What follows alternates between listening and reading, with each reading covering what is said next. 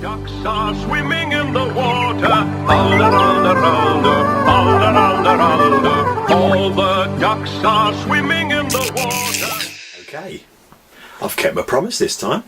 I'm actually going to make a video of me doing something. And it is going to be building this T-26 tank. Now, I've decided to sort of go down the route of showing people how to get started making kits. So the first video is going to be talking about tools to begin with, and then we'll do the build of the tank itself. If you've built kits in the past and you're a good kit builder, then you might want to skip the first bit of the video, because I am going to talk about what tools you're going to need, and it is going to be pretty basic. You might want to fast forward to the end and just see the result of the end build. You might not want to watch all the building bit, but I'm going to do it. Let's get started. On the desk, we'll have a look at the tools first, and then we'll start sticking things together. Okay, so for this build, these are the tools that I'm going to use, and what I'll do is I'll go through them all one by one, tell you what they all are. Okay, there's a few things here, actually there's one thing here, this one here, that you probably could get away without using, but because I'm going to mess about with the model, I do need this one as well. Okay, so let's take them one by one, and we'll start down this end with these little fellas here. Okay, so the first modelling tool we're going to look at is these ones here. This is what they call a set of side cutters, sprue cutters. They're basically like a little set of shears that you can use for clipping bits off the sprues. That's why they're called sprue cutters. Okay, my set here are by a company called Rubicon. They're not cheap. These cost me about 14 quid. You can get cheaper sets, but if you were going to build a lot of models, spend 14 quid and get a decent set. I've had these for years and they keep on going. In fact, I've damaged mine by cutting bits of wire on them, but they still quite happily cut the plastic parts off the sprues. So there you go. Side cutters or sprue cutters. Invest, get a decent set. Okay, next up on the tool hit list, modelling knives. I've just got a couple of mine out because really I'm only going to use a couple of them on this kit. I do have an awful lot of knives. I think I've got about 7 in total. They've all got different blades on for doing various different things, but we're doing a simple kit here, so I'll pick the two main ones that I use. This one here, good old Stanley, retractable blade, and what it has is like loads of little blades, and as it sort of blunts at the end, you can snap it off and use the next one. They're quite handy for sort of cutting large areas, and that's what I tend to use that one for. And you can buy replacement blades for this as well. And this is my go-to knife. I tend to use this for practically everything. It's a Swan Morton knife, scalpel handle. It's what surgeons use for hacking people up. They really are very, very good. Really precise and nice to use. You can get a good sort of grip on them and cut down. And there's the various different blades that you can use on these as well. They're quite fiddly to try and change them, but they are quite easy to do. And I just buy them in packs, and I get through blades all the time. If I tend to start a kit, I'll always swap the blades and have a brand new one in my knife, and then as it starts to dull, I'll swap another one out. You can use the old blades for all sorts of bits and pieces. I tend to put them back in and use them for cleaning up and stuff like that. So pop that over there. That's those two there. So you've got the Swan Morton scalpel handled knife and the good old Stanley retractable, and those two will do a multitude of jobs for you. Right, next up, rat tail files.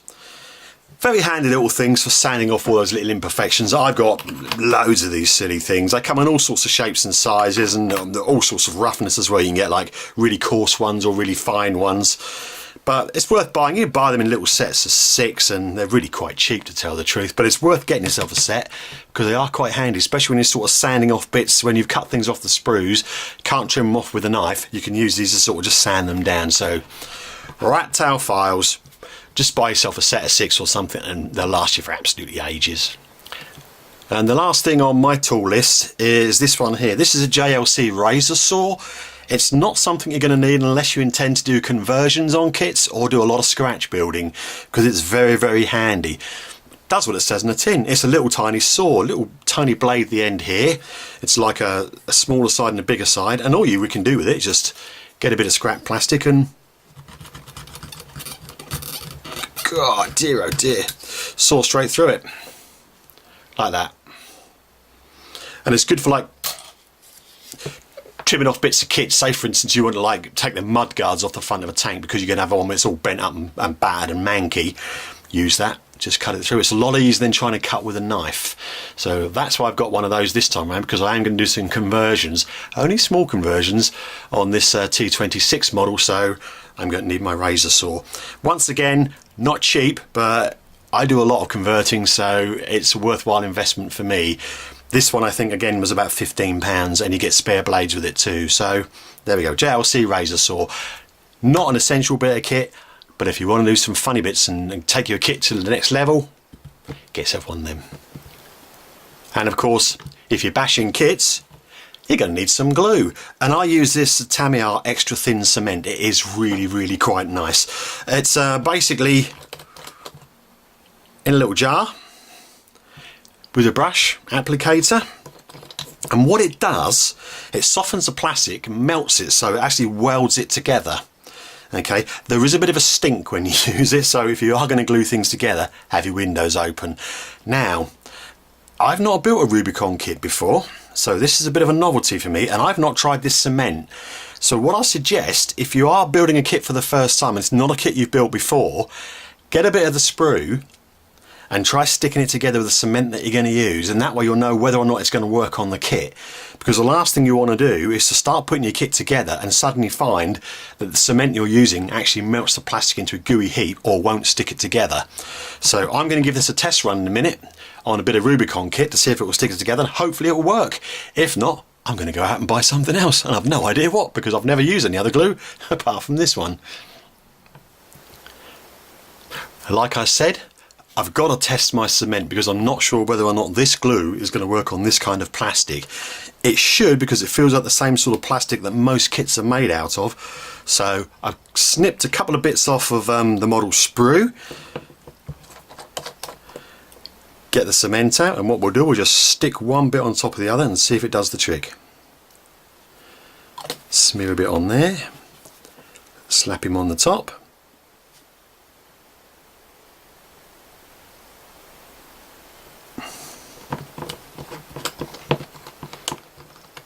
Put my lid back on. That works just fine. So, for this kit, I'm going to use my good old glue.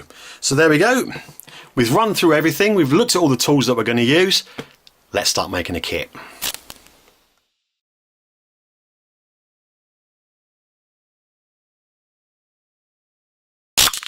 Now, this here is the most important part of any model kit. It's your instruction sheet. Now with this model there's lots of different variations. Okay, there's 10 variants in this box.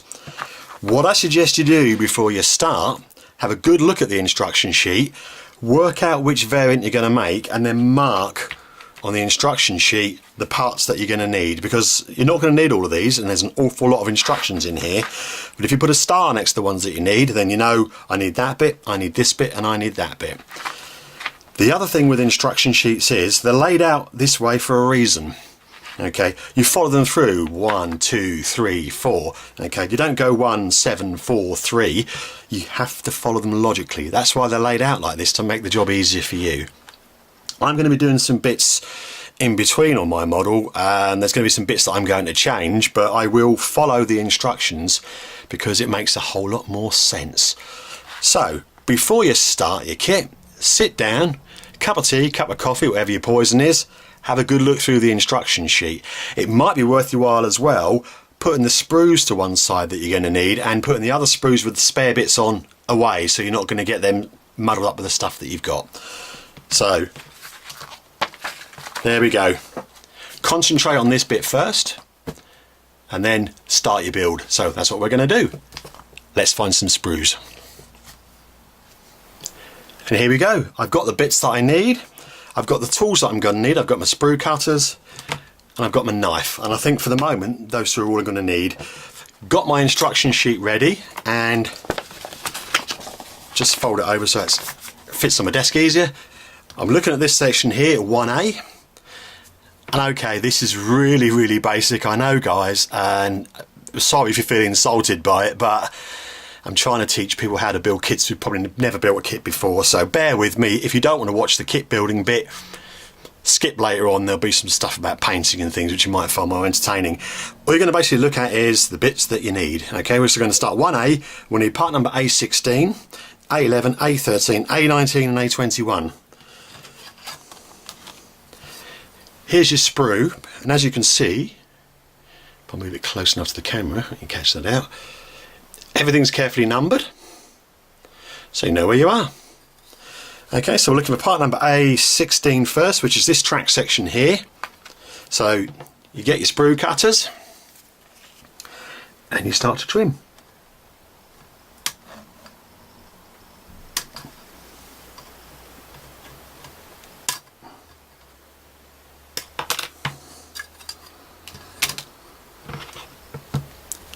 That's why I use sprue cutters, because they're so easy to clip the bits off of the sprue. There's a little bit here that's sort of moulding plastic extra. Let's get rid of that.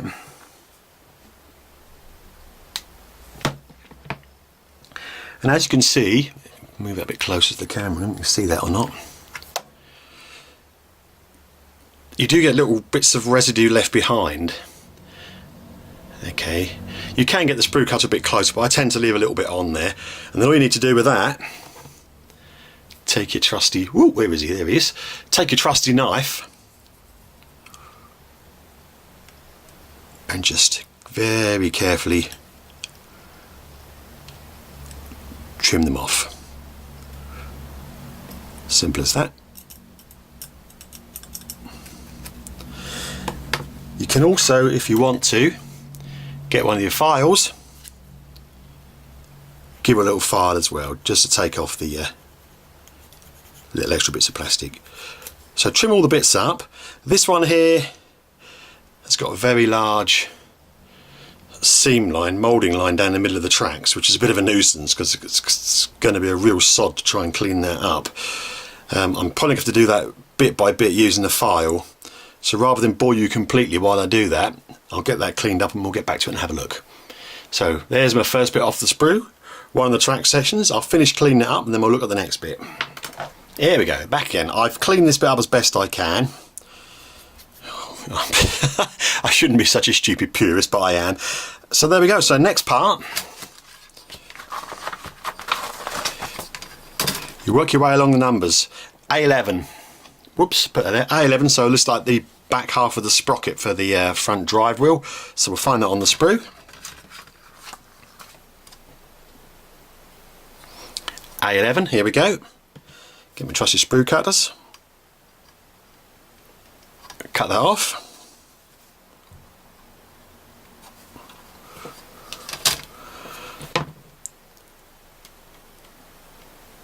Have a quick look. I could probably just clean that up with my finger now. There we go. Take the part you're sticking it to and give it what we call a dry run. So pop it in there. Make sure it all fits okay. Can you see that? That fits in there perfectly. Okay, so pop that out again. Get a bit of your glue.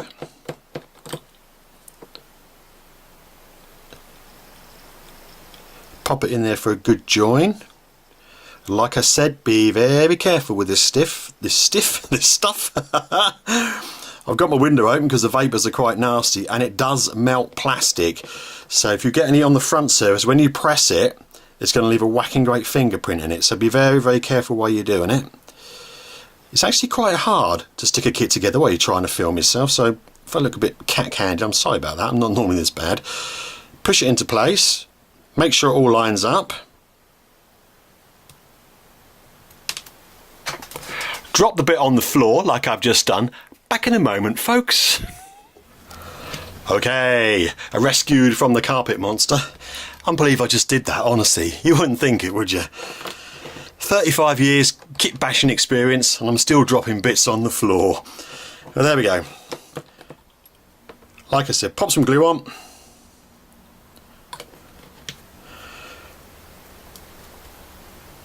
Pop the bit into place and make sure it all lines up. There are sort of locating pins on it to make the job easier for you.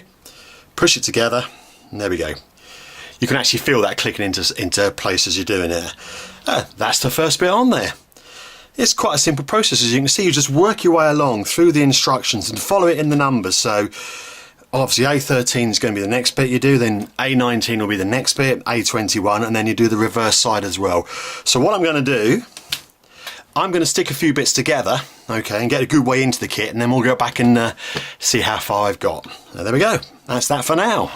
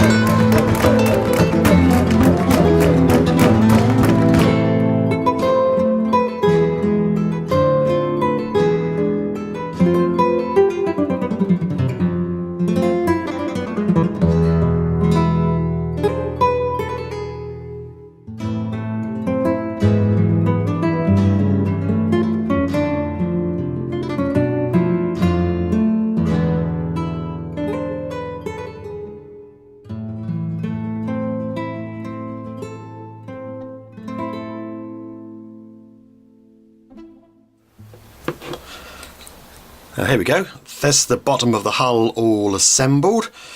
Took a bit of jiggery pokery to get it work. The tracks were quite difficult to get on, to tell the truth, and you might find it easier, I think, probably to stick them on with something like super glue, get a better grip. But that's all done. Now we come to a part where I start to make things get complicated. This is the whole top. This is the next bit I want to work on. But what I want to do at the front here, see, there's an open hatch where the driver would look out of. What I want to do, I want to remove this top bit here so it folds down, because when they actually have the hatches open, that's what they do. The top hatch is separate, so I can have that open because I'm going to put a driver figure inside this model, because I'm funny like that. I like to add something different onto my models, and this one's going to have a driver.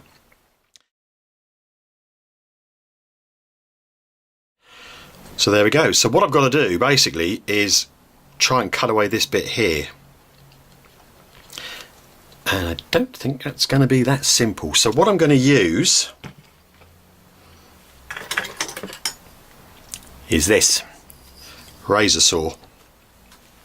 Now I've got to be very, very careful with this because I can make an awful mess. I've got to figure out roughly where I want it to go and then cut it from there. So I'm going to remove this piece from the sprue.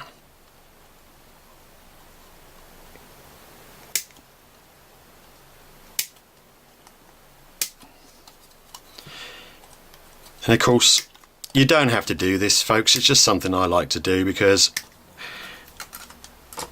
I like to make the models look a little bit different. So basically, I'm going to cut there.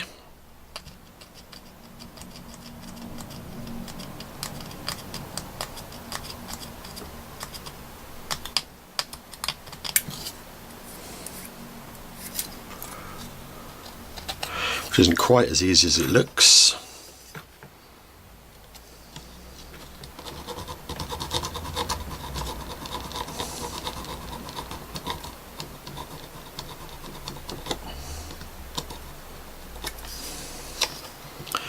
And cut across there. A couple of guiders first to get me across.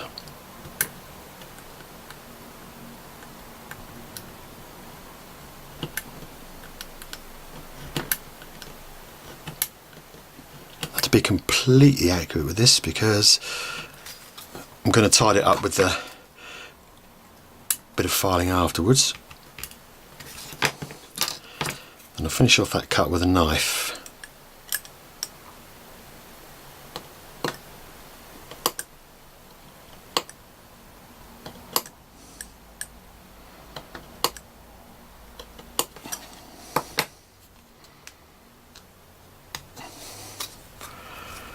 It's quite a thick bit of plastic, so it's going to take a little bit of work to get through that, I think.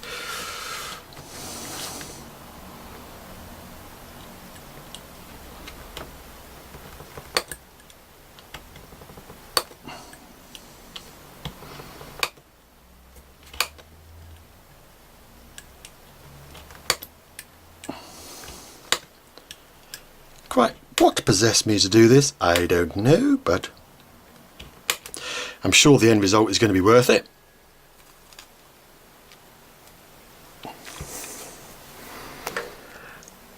Well, that ended up being a lot more difficult than I thought it was going to be. There we go, I've got it there. I'll just get one of my files and give it a bit of a clean up. And there we go.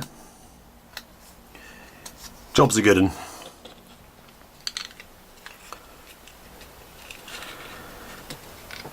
So now when I build it up, I'm going to have the top hatch open, the bottom bit folded over, and you should be able to see the driver figure hiding inside the vehicle here. Of course, I'm going to have to try and get him done and painted and put in there before I actually stick it all together and glue the top on. So what I will probably do, I will leave this off for the moment, so I've got two separate halves, and then I'll make the kit as two separate bits, and then I can spray paint it, do it all like that, put him inside, mask it off and finish it all off, and then he shouldn't get too spoiled. All I've got to do then is find myself a suitable driver figure, and I'm sure I've got one laying about somewhere, and there we go. Something a little bit different. And have a driver and a tank commander on this one. And there we go. I'm also thinking maybe, I don't know yet, I'm going to have a look at a few images to start with. Maybe I might take one of the front mud guards off as well. I may just bend it up by heating the plastic slightly and then just pushing it so it's like I've got a dent in it. You know, these things went through a lot of punishment during the war, and they're sort of battered and broken and all sorts of manky bits hanging off them, so I like to beat mine up a little bit, so I may well do that as well. But there we go. First part done. We've now got to go and have a look at which bits we need for the variant that we're making. So, in 1934, mass production T-26, the ones that were supplied to Spain by the Russians. So, it's one of the variants on here. Model 1933. There's the turret assembly. And I've got to figure out which top section I'm going to use as well for it. And no, I'm not going to use the armoured cover because they didn't have the armoured cover in Spain.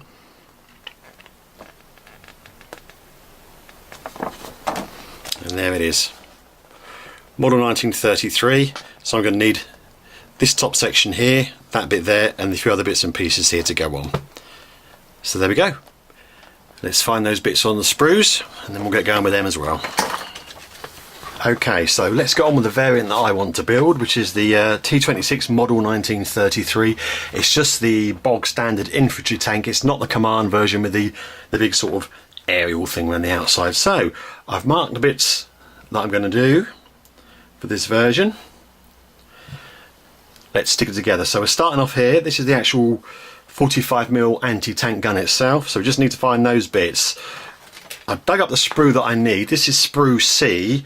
And it should have all the bits on here that I need to make that version that I want. It's a good idea to get the sprue out that you need to use because there are a couple of sprues in this box, each relating to different variants. So find out which one's got the bits on that you need, get it out and then put the other ones back in the box so you don't get confused. So let's stick together this 45mm anti-tank gun. So I'm going to need parts C13, CA07, CO4 and CO9. Where's my clippers gone? Typical. Here they are. Let's go.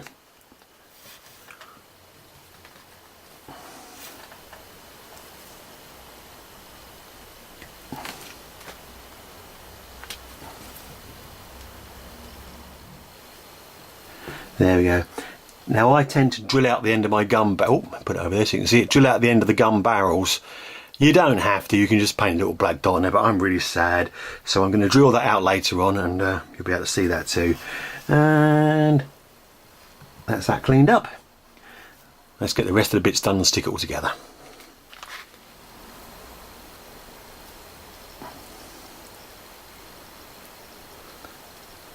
This is why it's quite important to try and dry fit things first, because this is not going to fit in there no matter how much I fiddle about with it.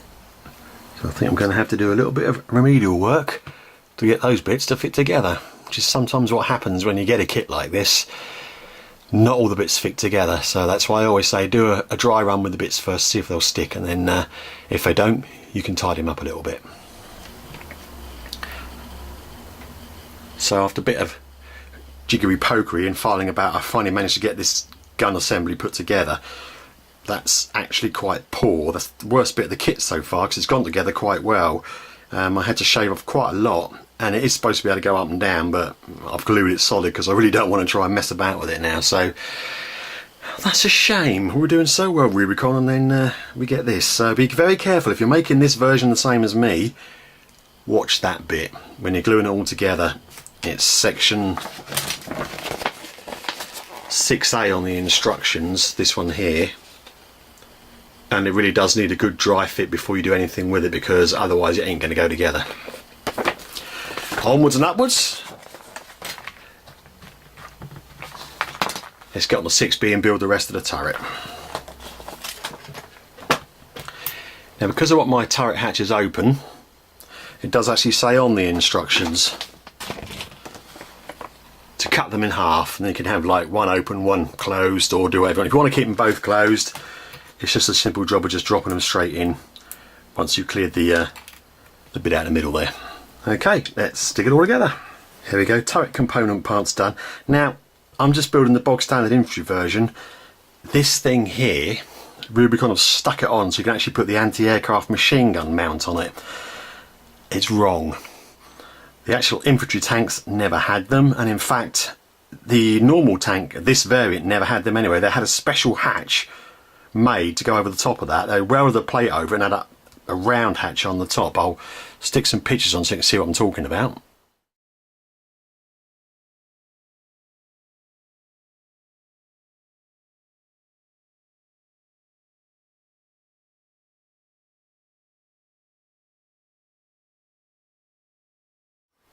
So that's got to come off. I suppose it's only a small gripe really, but it is bloody annoying because that means I've got to try and cut that off and clean it up. So I'm now going to do that very, very carefully using the knife. And we'll just cut that away. I'll show you that in a sec when I've finished it. So there we go, a little bit of knife work and some filing, and I've managed to get it off, and it's quite clean, and once I've painted over the top of it, you're not really going to see it. Okay, so let's jam this lot together, and we'll have a look, see what it's like when we get the turret together. There we go. One turret.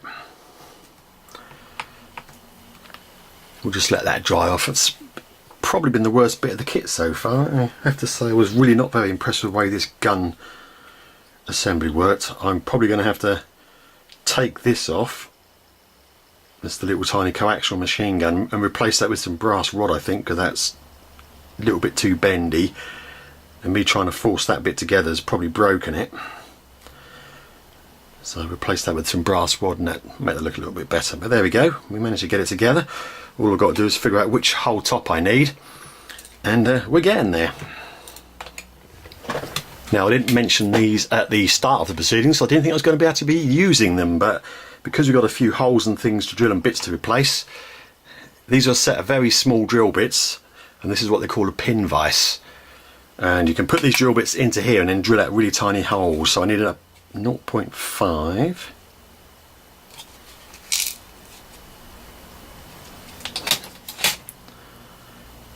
You can see that that is a really tiny drill bit. I've got some 0.5 brass wire, and what I'm going to do, I'm going to replace this machine gun here with some brass wire, because that's got a bit bent and buggered when I was putting that front bit on. So I won't bother showing you how to do that, because that's not something that most people are going to want to do, but I'm just going to do it and then look at the finished result in a minute. So there we go. I've done the bits I said I was going to do on my turret. I've replaced the machine gun with a bit of brass rod. I've drilled out the end of the barrel. So next thing we need to do is to figure out which hole top we need. And that's going to be this one here, part C21. Oh, let's see if we can find that one.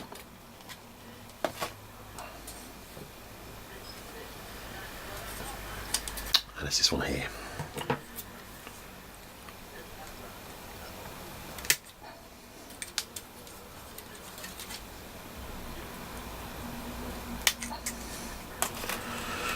There we go, so part C21, and we're going to need a front hole piece as well to go on there.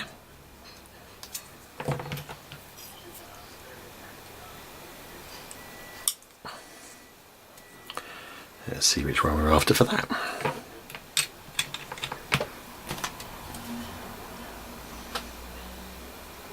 And that's going to be C11, which is up here.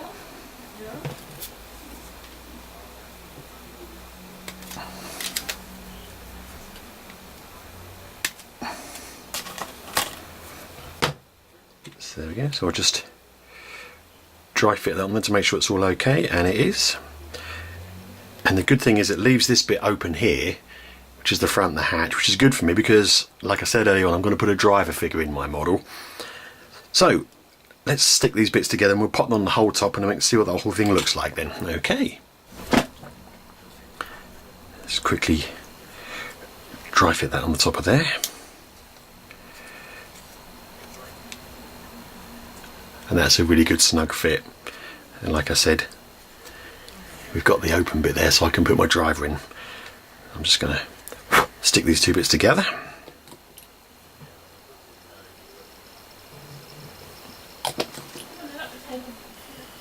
Okay, we're now rolling on to the final structure of this build. Got that done, got the turret done, it all goes together quite nicely. Next bit is these little side pieces. They're the actual straps that hold the fenders on, or mudguards on, or whatever you want to call them. These bits here,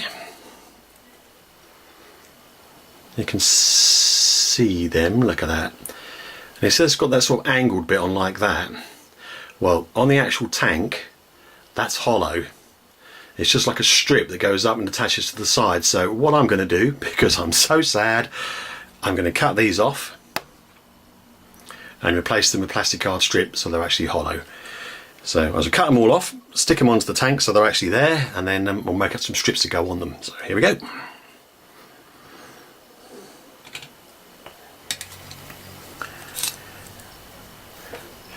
That was a bit fiddly, so they're actually going to look like that. But I'm going to cut this bit off and replace it with a bit of strip.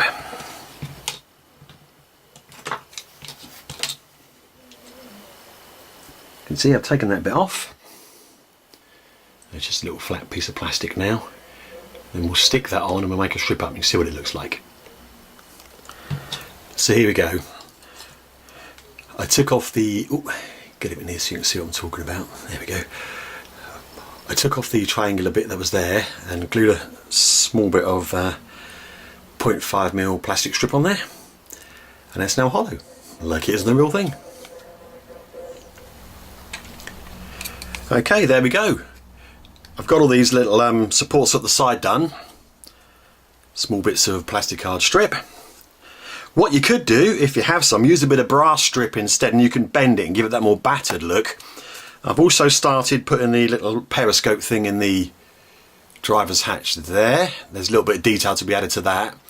And then the process of doing this, I was deliberating whether or not to put the stowage boxes on the side of this. In between these two gaps here, there's a little stowage box. Here it is. And it just sort of slots in there. Unfortunately, found another issue with the kit. There's only one stowage box. If you look at some of the images I'm now going to put up, these tanks have two, one either side. So if you want to build a variant that's got the stowage boxes, you're going to have to scratch build yourself another stowage box, or buy another kit to get another stowage box. That's not good, Rubicon. You know, it's quite a basic error. You know, two of these, that's all it needed. You know, it's quite simple. You look at the pictures, they're all on there. I mean, I've researched this tank because I've scratched it myself, so I know what's there. I went to the Engines of the Red Army site to get most of the information because there's some really good images on there, and some of the ones I've just shown you on here came from that site, and you can clearly see there are two boxes. And then the process of looking at that site as well, and looking at the bits of the kit, I've also noticed something else that's missing. On the back of the turret here, there should be a door. Just a little escape hatch on the back of the turret, and it's not there. So I'm going to have to scratch build a door to go over the top of this now. Now, of course, most gamers aren't going to care, are they? They're just going to think, stick it together, paint it up, slap it on the table. It's just a token. It just says it's a T-26 tank. I'm more of a purist. I like my vehicles to look like how they should be. I do little bits like this to make them look a bit better, to make them look more authentic. And it would have been simple just to make a little door to go on the back of this turret. You know, you've put 10 variants in this box. You know, that's something minor.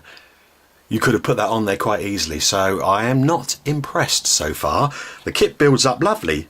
It's a really nice little model, but it's niggling little things like this that are really starting to annoy me. Because there's more work that I've got to do now, because I've got to put that door on there because it should be there. And another thing they haven't done either. There, on the tank, there should be a spare wheel. There should be spare track links. And on this box here, there's a jack. There's either a little bottle jack for the newer versions of the tank, or a great big huge square block of a jack, on the older versions of the tank. Yeah, okay, they didn't all have their jacks on when they went into combat and they threw these things off, but there's plenty of pictures of them with these things on.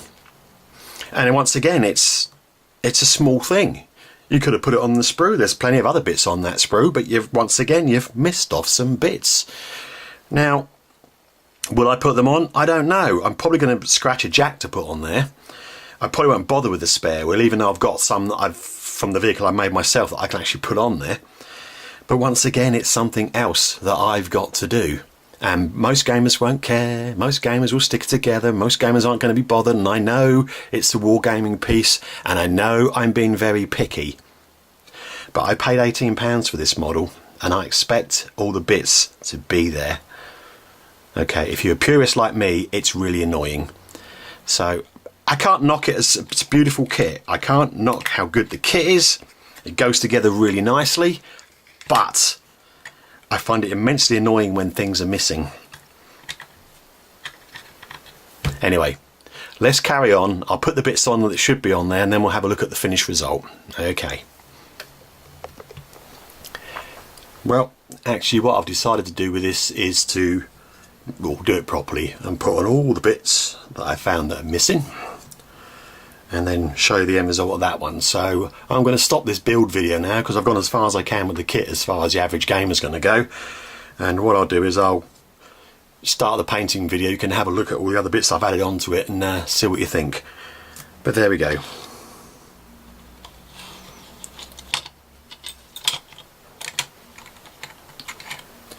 That's as far as it's going to go right now on my workbench. Oh dear, what can I say? I wasn't expecting that when I started that kit. It all looked lovely when I took it out of the box and had a look. Nice grey sprues, all the detail on there looked marvellous. It just goes to show, doesn't it? I've had to do an awful lot of work. I didn't have to do an awful lot of work. Yes, I know. People are going to say to me, you didn't have to do that. Why did you do that? I'm a model maker before I'm a wargamer, so I like the models to look right. Okay, I've scratch built this tank. Okay, in fact I'll put an image up of the original master that I made when I had Anglian Miniatures many years ago. It must be 10-12 years since I scratched that tank, and I got a bit better since then, and I'm seriously considering going back and reworking my master, because I think I can make a better model than these computer generated ones I've actually done here. This goes to show, doesn't it? So if you're not bothered about detail on kits, if you're not bothered about them being that incredibly accurate, it's a marvellous little kit. You can't go wrong with it. You can stick it together, and if you're building an army for Barbarossa in 28mm, you've got all the variants you need. You've got your flamethrowers and your twin turreted machine gun tanks, and it's all there in one box. But I'm thinking, rather than doing 10 variants of one tank, it might have been quite good if you'd actually got the one tank right in the first place. Anyway, I'll show you how it finished off when we start the painting video, which is the next one I'm going to do. And you can see all the bits that I stuck on it before I undercoat it. So that's the end of the build thing. I hope you enjoyed it. It's a bit sort of here, there and every bloody where, because I wasn't expecting some of the things that I got with the kit. But hopefully the painting might be better. Thanks for watching.